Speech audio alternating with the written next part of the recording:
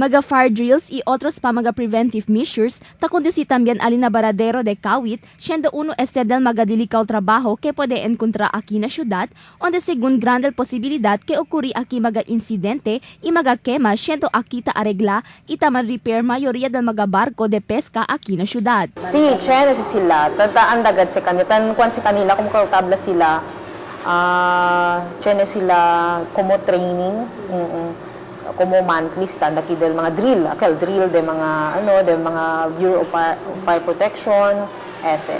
So far gayud basta during akel tabla sila ese el kema si normal gad si aki.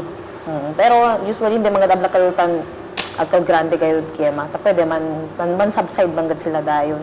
Además, pirmi aquí ta endereza mga dueño y compañía de barco para manda arreglao a nuevo barco de pesca, onde mayoría del di ila mga trabajador aquí, maski nuay ka ba entra eskwela, pero tiene el habilidad na este klase de trabajo, ta preferi sila man hire, siendo importante según aquí el habilidad del un persona. Ya conoce kami con un baradero, quien según 28 años ya ta trabaja aquí. Ya relatale ka namun si pakilaya de dilikaw este klase de trabajo, pero siendo ya aprendía sila apresya y ama con este klase de trabajo, ya dura ele aquí, y pirmi lang según sila ta toma precaution, aber para prevenir cuantos mga insidente. Doon naman din tormento, dilikaw lang.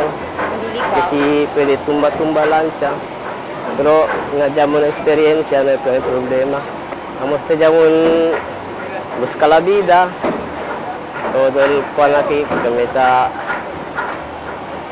es el para na pamilya diamon, aquí kami ta depende. El 280 peso encontrada di ila cada día, bastante según para soportar con el di ila cada cual familia. Importante según aquí el habilidad del mga trabajador, onde maskin hindi man ta dale conocimiento el público, pero si pensa lang, uno lang del mga trabajo que ta beneficia grande el público. Crisel Almonía, Dateline Zamboanga.